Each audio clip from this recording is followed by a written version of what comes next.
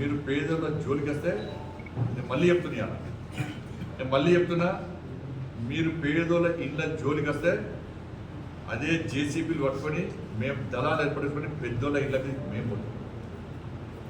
పెద్ద బఫర్ జోన్లు ఉన్నారో ఎఫ్టీఎల్ ఉన్నారో ఎవరైతే ఉన్నారో వాళ్ళ జోలికి మేము పోతున్నాం. ఇది శాంతి భద్రత సమస్య వస్తే ఇలా మీకే వస్తాం.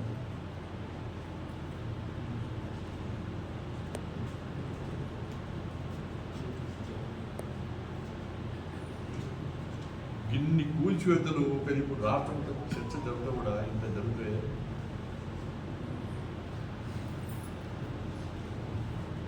కానీ ప్రజలకు అప్పీల్ చేస్తున్నా, గ్రామ పంచాయతీ జెడ్పీటీసీ ఎంపీటీసీ ఎన్నికల పేరుతోని మళ్ళీ కాంగ్రెస్ పార్టీ దగ్గర వస్తున్నది. తెలంగాణ ప్రజలు ఒక్కసారి ఆలోచించారు. మీరు మున్సిపల్ ఎన్నికల్లో గ్రామ పంచాయతీ ఎన్నికల్లో కాంగ్రెస్ పార్టీకి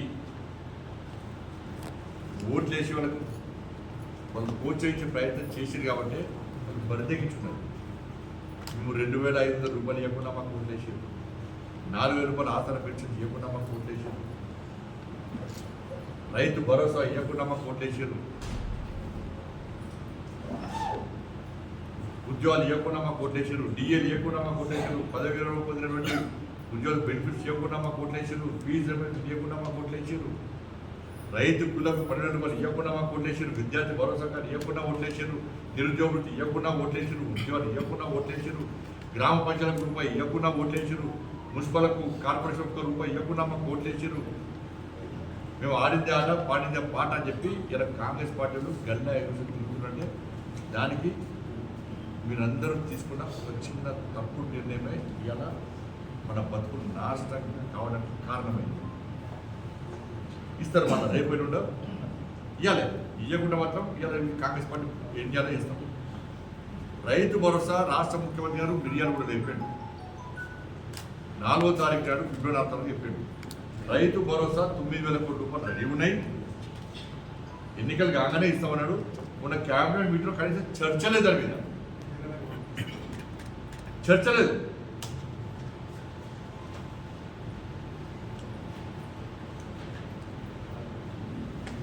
ఇప్పుడు జెడ్పీటీసీ ఎంపీటీసీ ఎన్నికలకు వస్తే ప్రజలు ఒక్కటే ప్రశ్నించండి, మీరు 6 గ్యారెంటీల విషయంలో గల్లవట అనుకుంటున్నారు కాంగ్రెస్.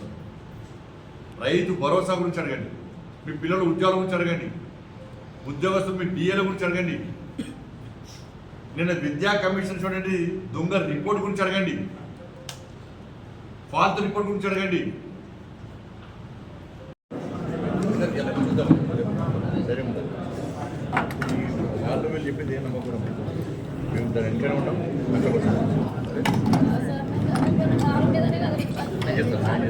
సాయం చేసిన మనం కూడా చేస్తాం, సాయం చేసిన మనం కూడా చేస్తాం.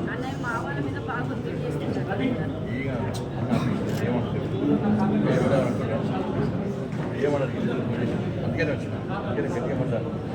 వీళ్ళ విషయం చెప్తే భయపడతాను, నేను ఉంటా ఏం కాదు, మళ్ళీ అయితే నేను ఇవాళ అప్పుడు నాదే ఇవ్వాలి, ఇప్పుడు అందరికీ ఇవ్వాలి. రావుతాను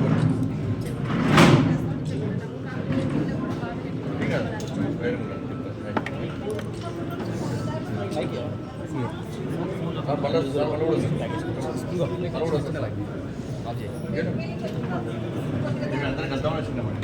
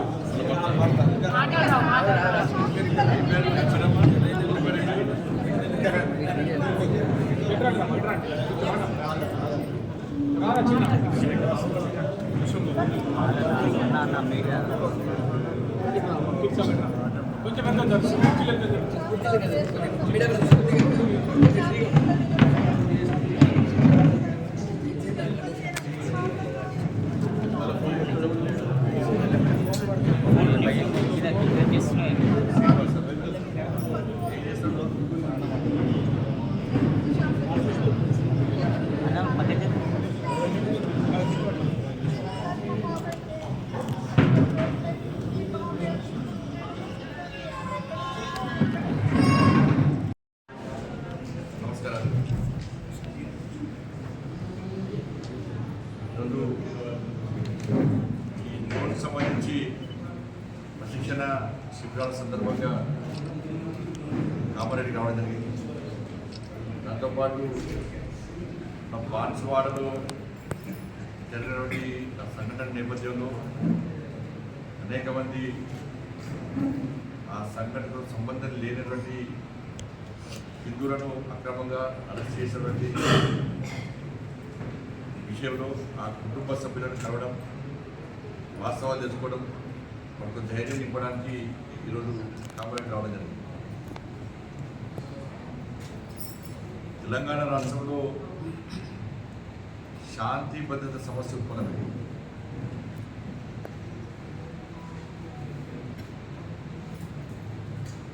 ఈరోజు రాహుల్ గాంధీ గారు వచ్చారు. రాహుల్ గాంధీ గారు శిక్షణ శిబిరాల కోసం వచ్చారు. ఇవాళ రాహుల్ గాంధీ గారికి 2-3 విషయాలు సవాల్ ఇచ్చింది. నీ శిక్షణ శిబిరాలు పక్క పెట్టు. శిక్షణ శిబిరాలు దేనికోసం పెట్టుకున్నారు ఇవాళ కాంగ్రెస్ పార్టీ వాళ్ళు అంటే, మన సాక్షాత్తు రాష్ట్ర ముఖ్యమంత్రి అయిపోయాడు. దేశం మొత్తం చూసుకుంటే 10,000 కోట్లు కాంగ్రెస్ పార్టీ కార్యకర్తలు ఢిల్లీకి మూటలు పంపించాడు. తెలంగాణ రాష్ట్రంలో 1000 కోట్ల రూపాయలు కార్యకర్తలు వసూలు చేసి ఢిల్లీకి పంపించాడు. ఇవాళ కార్యకర్తలు ఏ విధంగా కలెక్షన్ చేయాలి, 1000 కోట్లు ఏ విధంగా ఢిల్లీకి పంపాలనో వాళ్ళకు చెప్పడానికి వచ్చినవా, వాళ్ళకి శిక్షణ ఇవ్వడానికి వచ్చినా రాహుల్ గాంధీ చెప్పాలి. దాంతోపాటు తెలంగాణ రాష్ట్రంలో ఒక రాచరిక పాలన కొనసాగుతుంది. ఒకవైపు ఇళ్లను కూర్చోడం, ఇంకోవైపు దేవాలయాలను కూర్చోడం. ఎన్నికల ముందొచ్చి ఊకదప్పుడు ఉపన్యాసాలు చూడాలి రాహుల్ గాంధీ గారికి కావాల్సింది. ఇవాళ ఏ మాత్రము ఈ తెలంగాణ రాష్ట్రంలో పేద ప్రజల మీద అభిమానం ఉంటే, నీకు చిత్తశుద్ధి ఉంటే, నువ్వు ఎన్నికల ముందు మాట్లాడడానికి కట్టుబడి ఉన్నట్టయితే ఇవాళ రాహుల్ గాంధీ గారు పోవాల్సింది శిక్షణ శిబిరాలు కాదు, హైడ్రా కూల్చివేతలో పేద ప్రజలు పడ్డ ఇబ్బందులు, గాంధీ విగ్రహం పేరుతో తీసుకున్నారు. పెద్ద పెద్ద దగ్గర పేదోళ్ళ ఇల్లు కూల్చి ఒక మెసేజ్ ఇచ్చారు, బేరసాలకు రండి, మేము ఇట్లా కూల్చేస్తాం, పేదలు ఎట్లా పైసలు ఇయ్యరు, వాళ్ళు కష్టపడి కట్టుకున్నారు, వాళ్ళు కూల్ చేసారు, పెద్దలతో బేరసారాలు పెట్టుకున్నారు, ఎంత చంపుకోవాలో అంత చంపుకున్నారు. ఇలా కాంగ్రెస్ పార్టీ చర్చకు సిద్ధమా? చలో అదే హైడ్రా అధికారులను పట్టుకొని, మీడియాను పట్టుకొని, చలో మేము వస్తాం, బఫర్ జోన్లో ఎన్ని ఉన్నాయి, ఎఫ్టీఎల్లో ఎన్ని ఉన్నాయో, ఎన్ని ఇల్లు కూడా చూద్దామా అని, చలో ఎన్ని పెద్ద పెద్ద ఇల్లు ఉన్నాయి, ఎన్ని పేదలు ఇల్లు కూర్చున్నారో ఇలా చూద్దామా, సైడ్ ఇన్స్పెక్షన్ చేద్దామా, రమ్మని చెప్పండి, కాంగ్రెస్ పార్టీ రమ్మని చెప్పండి. వాళ్ళు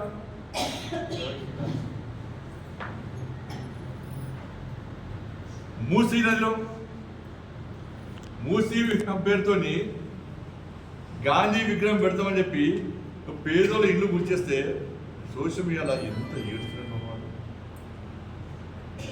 ఇంకా గాంధీ మాత్రం ఆ రోజు కాంగ్రెస్ పార్టీ యొక్క మూర్ఖత్వం ఆ రోజు గ్రహించి స్వాతంత్రం వచ్చిన తర్వాత కాంగ్రెస్ పార్టీ రద్దు చేయాలని భావించింది.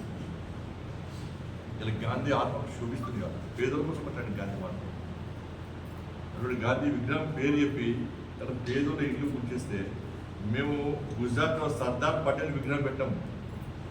ప్రపంచమంతా అప్పుడపరిచారు, ప్రశంసలు అందుకుంటాం. మేము సర్దార్ పటేల్ విగ్రహం పెట్టి ప్రశంసలు అందుకుంటాం. ఇలా కాంగ్రెస్ పార్టీ గాంధీ విగ్రహం పెట్టి అబాస్ పాలిస్తున్నది, ప్రజలు శాపనార్థాలు ఎదుర్కొంటున్నారు. ఏడుతున్నారు పేదలు.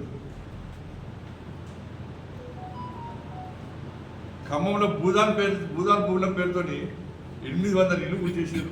800 ఇల్లు కూల్చేసారు.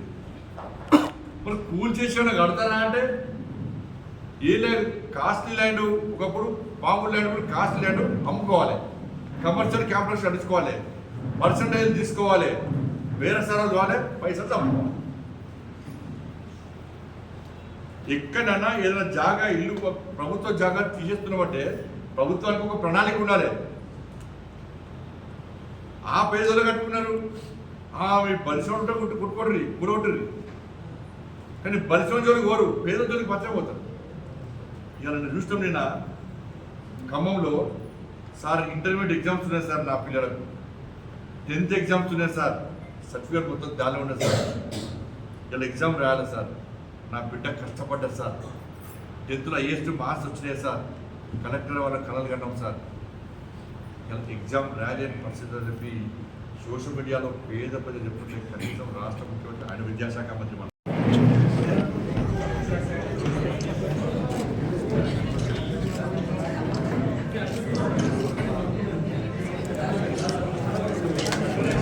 అని చెప్పి ఆయన శ్రీనివాస్ వాళ్ళ తల్లి ఏడుస్తున్నది.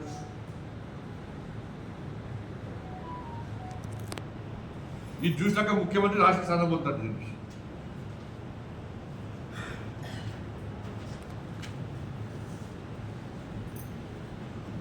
వాళ్ళ హిందూ సమాజం అప్పీల్ చేస్తున్నాడు.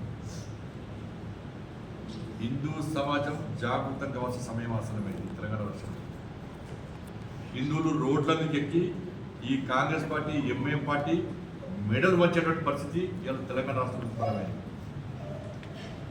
ఇన్ని రోజులు ఈ దాడుల గురించి భరిద్దాం. తెలంగాణ రాష్ట్రంలో హిందువులు పిచ్చ బతుకుదామా ఆలోచించండి. అలా హిందూ సమాజం ఆలోచించాలి.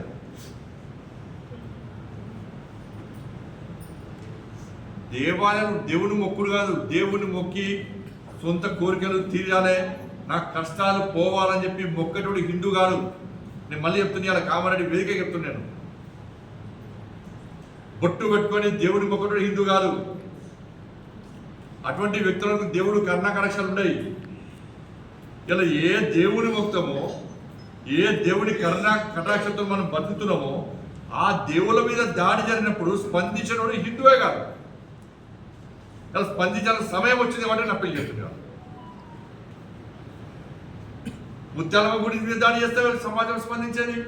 మళ్ళీ బజరంగ దళ్, హిందూ వాహిని, బీజేపీ మా కార్యకర్తలు అరెస్ట్ చేశారు. జైలుకి పోయిన కార్యకర్తలు లాఠీ దెబ్బలు కొట్టిన పోలీసులు జైలుకి పోయినా. మేము పెద్దమ్మ గుడి దేవాలయం దాడి చేసింది కాంగ్రెస్ పార్టీ ప్రభుత్వం. కార్యకర్తలు జైలుకి పోయిన లాఠీ దెబ్బలు తిన్నారు. స్పందించింది మేమే. హిందూ సమాజం రాదు. బాన్స్వాడలో అమాయకమైన యువకులను అరెస్ట్ చేసి జైల్లో పెట్టిన కుటుంబాలు ఘోషిస్తున్నాయి, ఏడుస్తున్నారు.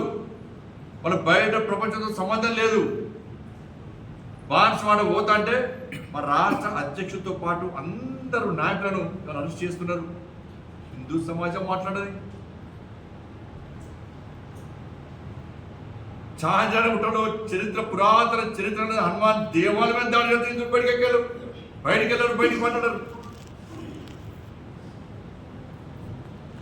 వదిలిపెడదామంటే మేము కూడా వదిలిపెడతాం. ఇదేం పద్ధతి అండి? హిందూ సమాజం ఎన్నో పరిస్థితులు కొంచెం ఆలోచించాలి, గుండె మీద చేసుకుని ఆలోచించండి. వాళ్ళ